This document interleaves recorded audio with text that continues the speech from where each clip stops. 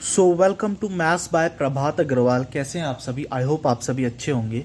तो आज मैं क्लास 10th का अर्थमेटिक प्रोग्रेशन चैप्टर 5th कराने जा रहा हूँ।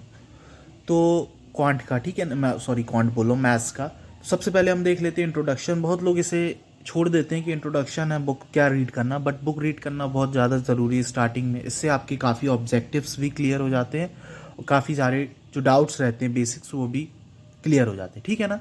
तो सबसे पहले चलिए रीड करते। क्या लिखा है? You must have observed that in nature many things follow a certain pattern, such as the petals of flowers, the hulls of honeycombs, the grains on a maize cob, the spiral on a pineapple and on a pine cone, etc. ठीक है ना। मतलब क्या बोला जा रहा है? बहुत सारी चीज़ें जो है एक पैटर्न फॉलो करती हैं, ठीक है ना। बेसिकली अर्थमेटिक प्रोग्रेशन में पैटर्न बेस्ड ही क्वेश्चन है। अब बता रहा हूँ मैं कैसे। बहुत सारी चीज़ें हैं जिसमें पैटर्न्स होते हैं। इसमें एग्जाम्पल्स भी कुछ दिया है, जैसे उस पर भी दिया है। इसके वाले एग्जांपल्स आपको ज़्यादा समझ में आएंगे। We now look for some patterns which occur in our daily life, ठीक है ना, जो हमारे डेली लाइफ में होते हैं। जैसे रीना अगर एक जॉब के लिए अप्लाई करती है और उस पर सिलेक्ट हो जाती है, ठीक है ना, अप्लाई किया उसने और सिलेक्ट हो गई। She has been offered a job with starting monthly salary of 8,000। उसको एक जॉब ऑफर हुई, मंथली सैलरी उसकी 8,000 के बेस पर। और फिर बोला गया उसका एनुअल इंक्रीमेंट होगा 500 रुपीज़ इन हर सैलरी, ठीक है ना। एनुअल इंक्रीमेंट मतलब होता है सालाना इंक्रीमेंट होगा 500 rupees in her salary. Her salary in first and second and third year will be, first year पे 8,000, सेकेंड ईयर पे 8,500 एंड थर्ड ईयर पे 9,000, ठीक है ना। तो इस पे 500 रुपये की इंक्रीमेंट हुआ, 500 रुपीज़ का इंक्रीमेंट हुआ पहले साल पे 500। तो ये सेकेंड ईयर का आ गया, सेकेंड ईयर पे 500, तो थर्ड ईयर पे आ गया। मतलब इस पे आपको दिख रहा है कि जो स्टार्टिंग कहाँ से हुई 8,000 से, और इंक्रीमेंट कितने कितने का हो रहा है 500 रुपीज़ का पर ईयर, ठीक है ना। तो टाइम कितने का पर ईयर का। अब दूसरी एग्जाम्पल हम देखते हैं। आप एग्जाम्पल बस समझते चलिए, धीरे धीरे आपको सब समझ में आने लगेगा। आप अभी परेशान मत होइएगा, ठीक है ना। The length of the rungs of a ladder decreases uniformly for by 2 centimetre from bottom to top. मतलब जो लैडर की रंग्स हैं उनका जो लेंथ है वो 2 सेंटीमीटर डिक्रीज होते जा रहा है। देखिए, ये देखिए, पहले ये सेकेंड, ये इससे कम है, ये इससे कम है ना। तो 2 सेंटीमीटर कम होते जा रहा है बॉटम से टॉप की तरफ जाते है ना। तो बोला गया जो बॉटम की रंग की जो लेंथ है वो है 45, ठीक है ना, 45 सेंटीमीटर है। तो जो फर्स्ट की हो गई 45, और बोला है 8th rung from the bottom to top respectively. तो कहाँ तक है? फर्स्ट, सेकेंड, थर्ड से लेके 8th तक। तो पहली की 45, फिर 2 डिक्रीज होके 43, फिर 2 डिक्रीज होके 41, फिर 2 डिक्रीज होके 39, ऐसे ऐसे करके 31 तक पहुंच गई। क्यों? क्योंकि 8 रन से 1 2 3 4 5 6 7 8, ठीक है ना। अगर हम सेविंग स्कीम की बात करते हैं तो एक अमाउंट है जो 5/4 टाइम्स हो जाता है अपने इट्सेल्फ, मतलब कोई अमाउंट का 3 साल बाद, ठीक है ना। 3 साल बाद मतलब 3 साल बाद एक अमाउंट का 5/4 टाइम्स हो जाता है। The maturity amount of investment was 8,000 after 3 year. जो मैच्योरिटी अमाउंट है जो इन्वेस्ट करी गई 3 साल बाद वो क्या होती है? 3,000। 3 साल बाद होती है 8,000, ठीक है ना। तो 6 9 12 ईयर विल बी, तो 8,000 जो है मेच्योरिटी अमाउंट है, जिससे 3 साल बाद कितना होना चाहिए? तो हम 5/4 का 8,000 निकाल लेंगे। मैं आपको करके दिखा देता हूँ, ठीक है। 5/4 का 8,000 का 5/4 निकालना है। क्यों? क्योंकि 8,000 जो है 3 साल बाद जाके 5/4 टाइम्स हो जाता है। तो ये आप देख सकते हैं कि ये 3 साल बाद कितना हो गया? 10,000, ठीक है। अब इसी तरीके से इसका भी 5/4, इसको आप डिवाइड करेंगे तो 25 आ जाएगा। 25 इंटू 5 12,500 आ जाएगा, ठीक है ना। तो इसी तरीके से 3 ईयर्स का गैप लेके ये क्या हो रहा है? इंक्रीज हो रहा है, ठीक है ना। पहले 10,000, फिर 12,500, फिर 15,625, ऐसे ऐसे करके क्या हो रहा है? इंक्रीमेंट हो रही, ठीक है ना। तो इसमें आपको एक चीज़ दिख रहा होगा कि जो इसमें फर्स्ट, सेकेंड, थर्ड, फोर्थ, जैसे ये थर्ड 3 साल बाद, 6 साल बाद, 9 साल बाद, तो इनके बीच का जो डिफरेंस है वो क्या है? सेम है।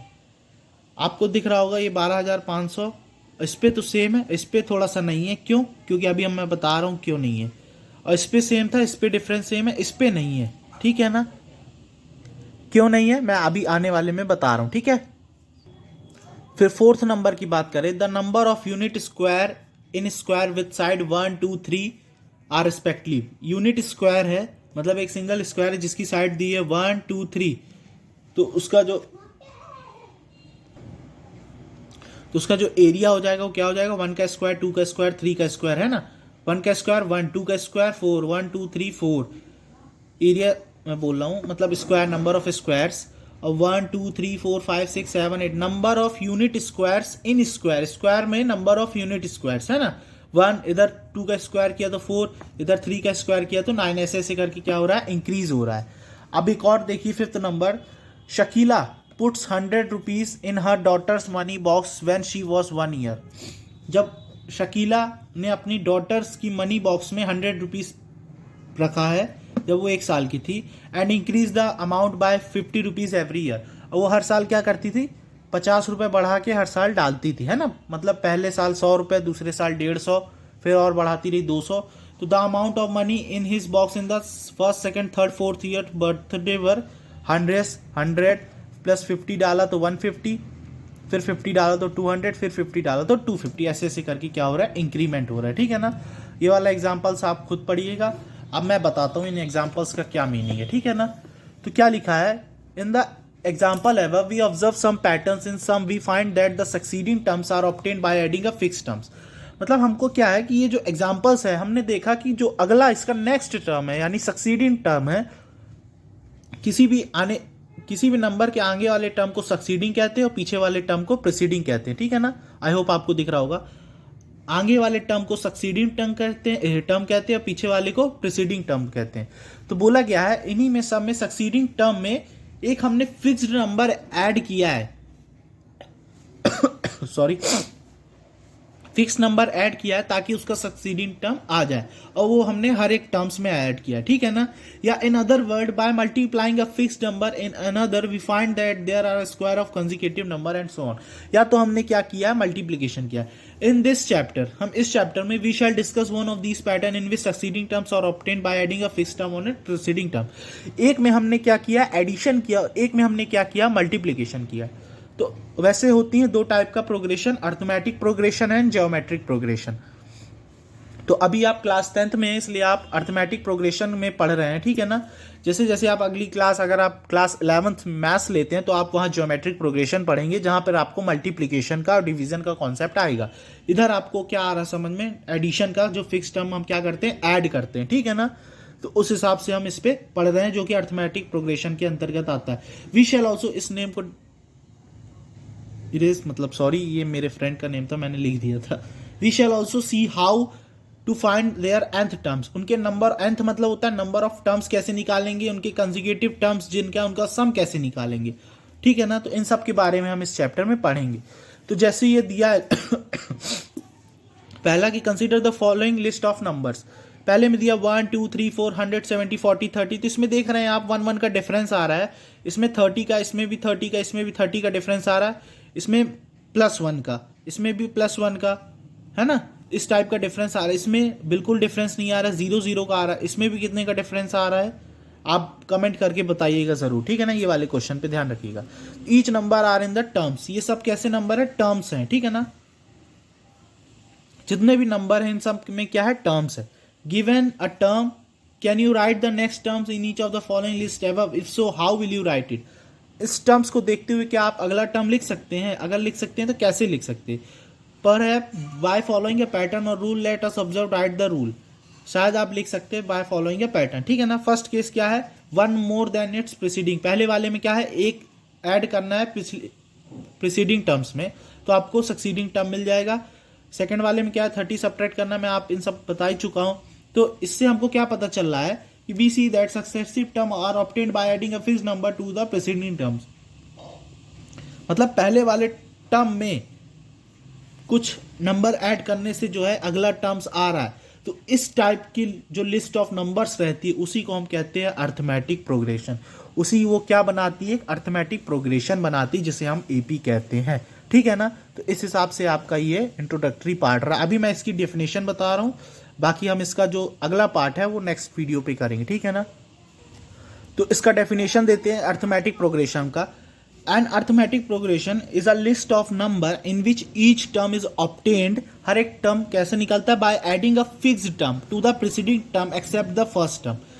मतलब क्या लिखा है, जो अर्थमेटिक प्रोग्रेशन है एक लिस्ट ऑफ नंबर है जिसमें हर एक टर्म निकलता है by adding a fix term. एक फिक्स टर्म ऐड करने से टू द प्रेसिडिंग टर्म पर ऐड करने पर except the first term, first term को छोड़कर, फर्स्ट टर्म तो प्रेसिडिंग टर्म्स कहला गया जो आपको गिवन ही रहेगा, ठीक है ना। उसको छोड़कर क्या होता है, हम उस पर भी कोई फिक्स्ड नंबर ऐड करेंगे तो हमारा उसके सक्सीडिंग टर्म ऑब्टेन्ड होगा। फिर हम उस पर भी फिक्स नंबर ऐड करेंगे, जैसे हम अगर 1 पे 2 ऐड करें तो 3, 3 पे 2 ऐड करें तो 5, 5 पे 2 ऐड करें तो 7।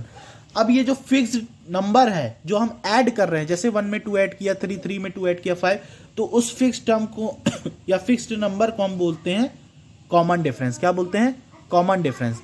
एपी का यानी अर्थमेटिक प्रोग्रेशन का कॉमन डिफरेंस। और जो फर्स्ट, वो कुछ भी हो सकता है कॉमन डिफरेंस, पॉजिटिव हो सकता है, नेगेटिव हो सकता है और जीरो हो सकता है, ठीक है ना। थोड़ा सा मैं आपको और बता देता हूं इसके बारे में। Let us denote the first term. अब जो एपी सीरीज है यानी जो वो प्रोग्रेशन है उस पर जो फर्स्ट टर्म रहता है हम उसको बोलते हैं A1 से डिनोट करते हैं, उसको फर्स्ट टर्म बोलते हैं, और A1 से डिनोट करते हैं। सेकेंड टर्म को हम बोलते हैं A2, ठीक है ना। और nth टर्म्स को बोलते हैं AN। जैसे मैं बता रहा हूं आपको, फर्स्ट टर्म जो होता है फर्स्ट नंबर उसको AN, A2, A3 और इसी तरह बढ़ते बढ़ते कहाँ जाता है? AN तक जाता है, जहां पे n क्या है? नंबर ऑफ टर्म्स है, ठीक है ना। और उनका जो कॉमन डिफरेंस है, ठीक है ना, तो वो क्या है? D है। कॉमन डिफरेंस कैसे निकलता है? Succeeding term minus preceding term, या तो फिर A2 माइनस A1 करिए या A3 माइनस A1 करिए। तो जो AP की जो सीरीज बन गई A1, A2, A3 और ये कॉमा लगा के क्या बन गए? AN मतलब number of term, N number of terms. जहां पर कॉमन डिफरेंस फॉर्मूला निकालने का है, सक्सीडिंग टर्म जो आप उठाएंगे उसके एक पहले वाले टर्म को क्या करना है? सब्ट्रैक्ट कीजिए। जैसे A2 minus A1 equal A3 minus A1 equal AN minus AN minus 1। AN minus 1 क्या होता है? जैसे मान लीजिए आपका जो लास्ट टर्म है, लास्ट टर्म जैसे मैंने मान लिया अगर 7 है, ठीक है ना, तो इसके पहले वाला क्या टर्म होगा? 6। मैंने माना लास्ट टर्म अगर 7 है तो इसके पहले वाला टर्म होगा 6। मतलब ये जो AN है और इसके जो माइनस करेंगे हम AN माइनस 1 वाला टर्म करेंगे तब ना D आएगा। क्यों? क्योंकि मैंने बताया जो भी आप टर्म लेंगे उसके प्रीसीडिंग वाले टर्म्स से सब्ट्रैक्ट करेंगे तब जाके D आता है। इसलिए आपको एक फॉर्मूले के तौर पर ये डिज़ाइन करके रख दिया गया है कि AN जैसे 7 है तो इसका जो अगला टर्म होगा जो हम सब्ट्रैक्ट करेंगे 7 माइनस 1 दैट इज 6 वाला A7, और A7 minus 1 that is A7 minus A6 वाले सब्ट्रैक्ट करेंगे तब जाके हमारा D आएगा, ठीक है ना। तो इस हिसाब से आपका ये फॉर्मूला डिज़ाइन किया गया है। तो इस हिसाब से आपका D निकल आएगा। अब कुछ एग्जांपल्स हैं AP के, अब मैं आपको ये नेक्स्ट वीडियो में बताऊंगा। तब तक के लिए बाय। और वीडियो को लाइक करना, शेयर करना मत भूलिएगा, चैनल को सब्सक्राइब करना मत भूलिएगा। और जितने भी आप कहेंगे तो मैं RD शर्मा के भी क्वेश्चंस करा दूंगा, आप बिल्कुल कमेंट करके बताइए, ठीक है ना। मैं आपको हर एक चीज़ बता दूंगा, ठीक है। तब तक के लिए बाय।